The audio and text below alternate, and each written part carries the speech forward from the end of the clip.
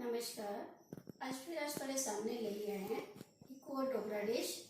ये एक traditional Dogra dish है।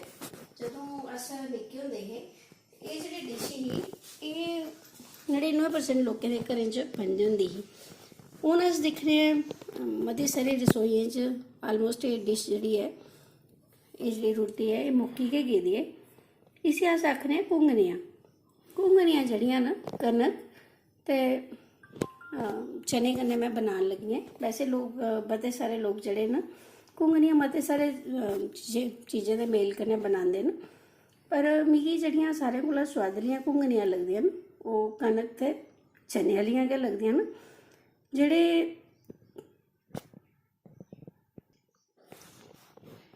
एह् जेह्ड़ी घुंगनियां होंदियां न एह् सोआद ते होंदियां गै होंदियां न, पर एह् नरोइयां बड़ियां होंदियां न। इहदे आस्तै अस केह् करने कि जेह्ड़ी नमीं निकली दी कनक है उसी असें लेई लैना। इत्थे मैं दिक्खो थोड़े सामने कोली कोली लेदी है। तुस चाहो ते एह्दा जेह्ड़ा प्रपोर्शन है तुस इसी घटाई भी सकदे हो थोड़ा। तुस चने बद्ध करी लैओ कनक घट्ट करी लैओ, पर मैं केह् कीते दा मैं इत्थे बराबर गै लेदी है। इसी लेइयै अगर तुसें थोड़ी पैह्ले दी सोचे दा होए तुसें कि कल असें घुंगनियां बनानियां तुस इ'नें राती भर सेड़ी लैओ दोनें गी ते अगले दिन इसी बनाई लैओ। ओह्दे कन्नै एह् होंदा है कि थोड़ी गैस घट्ट कंज्यूम होंदी। ते मैं ते सवेरे ही सोचेआ बरखा लग्गी दी ही ते मैं सोचेआ क्यों ना अज्ज घुंगनियां बनाइयां जान। ओह्दे आस्तै कुकर च असें पानी लेइयै इसी असें सीटी भरवाई लैनी। हून मेरे कोल जेह्ड़ी घुंगनियां न बनाने आस्तै एह् हुनै गै लेइयां न, उस वजह कन्नै सानूं इसी सीटियां ज़्यादा मरवाने पौनियां।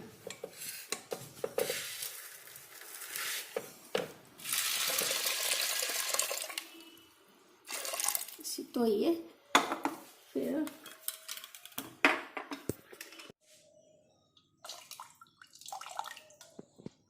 इसे मैं धोइयै साफ कर लिया ते एह्दे पानी पाइयै रखी लिया। पानी जेह्ड़ा तुहानूं उ'आं गै पाने पौना जि'यां तुस काले चने उबालदे हो अपने। ते बस हून अस इसी लाई दिन्ने आं ढक्कन, इसी उबलने आस्तै छोड़ दिन्ने आं।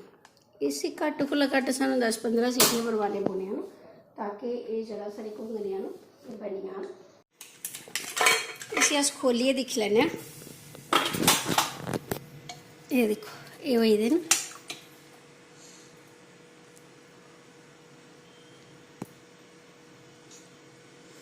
बस हून असें रखनी कढ़ाई, फिर इसी लाना तड़का।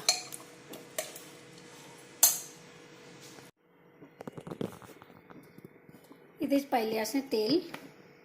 एह् मेरी लोहे दी कढ़ाई है। मैं मैक्सिमम सब्जियां अपनियां लोहे दी कढ़ाई च गै बनाना पसंद करनी आं। एह् जेह्ड़ी अस घुंगनियां बनाने इसी असें न्हारी च खाना। ते इक बारी सवेरे इक डूंगा जां इक कोली सवेरे न्हारी च खाद्धी दी होए पूरा दिन ढिड्ड भरोचेआ रौंह्दा। क्योंकि तुहानूं जि'यां सारें गी पता कि जेह्ड़े होल ग्रेन्स होंदे जेह्ड़े साबुत अनाज होंदे इं'दे च फाइबर ज़्यादा होंदा ते एह् साढ़ी इम्यूनिटी भी बधांदे, साढ़ी डाइजेशन पावर जेह्ड़ी है पाचन शक्ति जेह्ड़ी है साढ़े शरीर दी उसी भी बधांदे न। ते जहाँ तक तेल गर्म होंदा ते मैं गल्लां करी लैन्नी। एह् डायबिटिक जेह्ड़े पेशेंट न उं'दे आस्तै ते बिल्कुल रामबान है। इ'यां भी नरे नरोए इंसान आस्तै भी जेह्ड़ी एह् घुंगनियां न एह् बिल्कुल रामबान दा कम्म करदियां न। कदी तुस इसी इ'नें बरसातें च लोग इ'नें गी ज़्यादातर सौन म्हीनै खंदे। सौन म्हीनै मतलब 100 बरखां होंदियां 100 झड़ियां लगदियां उ'नें दिनें लोग इ'नेंगी बनाइयै खंदे। इक ते आसानी कन्नै डाइजैस्ट होई जंदियां पची जंदियां होर सेहतमंद भी होंदियां। तेल साढ़ा गर्म होई गेआ।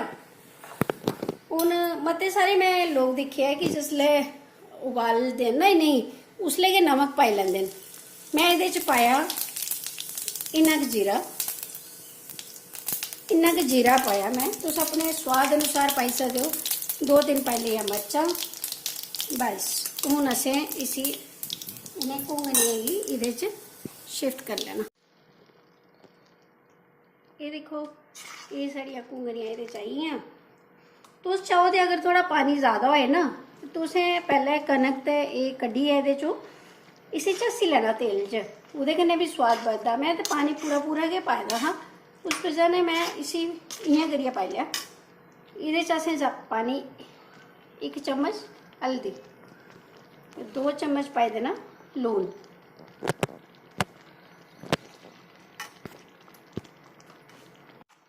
ये भी तुसें अपने स्वाद के अनुसार इसे दिखी लेना कि लून थोड़ा बद घट तो नहीं है। मते सारे लोग ये प्याज श्याज भी पाते हैं, गंढे शंडे पाइए खाते हैं, पर मैं ये कुछ भी नहीं पाती, बस इयां के सादा तड़का लाइए। तो मेरे बच्चे तो बेटी मेरी तो ये नींबू पाइए भी खाती है, पर मैं बिल्कुल नहीं। तुम ये चाहो तो थोड़ा जहा चाट मसाला पाई लो, ये जरा सा, ये कन्नै स्वाद थोड़ा जहा तिखा हो जाता। थोड़िया घुंगनियाँ तैयार न।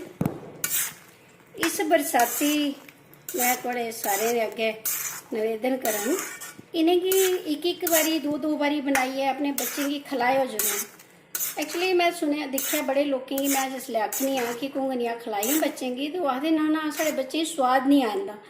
स्वाद पेरेंट्स लाते गै नहीं हैं, स्वाद अस लाने आपूं पीजे बर्गरे का, तो कुत्थों आना घुंगनियाँ का स्वाद। ये बई साड़ियाँ देसी चीज़ां न, इंदे कन्नै बंदा नरा नरोया रौंदा, तंदरुस्त रौंदा, जरूर खानियां चाहिदियां। हून मैं इसी थोड़ी हारी इसी राड़ लगन देनी, फ्ही मैं इसी तोआर लैना।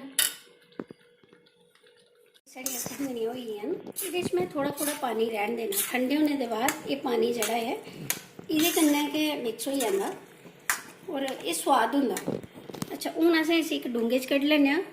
एह् जेह्ड़ियां साड़ियां घुंगनियां न, इहदे च बड़ी सारी मात्रा च न्यूट्रिएंट्स होंदे, फाइबर्स होंदे, जि'यां मैं तुहानूं पैह्लें ही सनाया होल ग्रेन है, तो उस वजह ने एह्दे फाइबर ज़्यादा होंदे। एह् सानूं जेह्ड़ी हार्ट डिजीज़ न उं'दे कोला बचांदा, हार्ट स्ट्रोक कोला बचांदा। केईं लोकें तुसें दिक्खेआ होना आखदे कलेजे च बड़ी जलन होआ दी जी, ओह् जेह्ड़ी क्रोनिक इन्फ्लेमेशन है ओह्दे कोला भी सानूं एह् बचाइयै रखदा। मते सारे लोग जेह्ड़े टाइप 2 डायबिटीज़ आह्ले पेशेंट न, उ'नेंगी भी ठीक ठाक रखता है।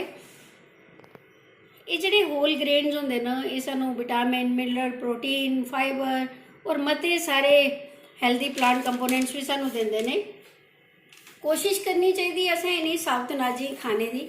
असें इसी अज्ज नहीं शुरू किया, साढ़े जेह्ड़े पूर्वज हे, तुसें जियां सारे लोग जानते गै न, उ'नेंगी कदूं दे असें जदूं बचपन च हे, मेरी भी उम्र हूँ 40 साल होई पई, ये मतलब 40 साल पहले दे लोग ये नहीं खंदे हे, ओहदे कोला भी पता नहीं किन्ने चिर पहले दे, ते इहदे कन्नै जेह्ड़ा कोलन कैंसर वगैरह है वो भी ठीक होंदा।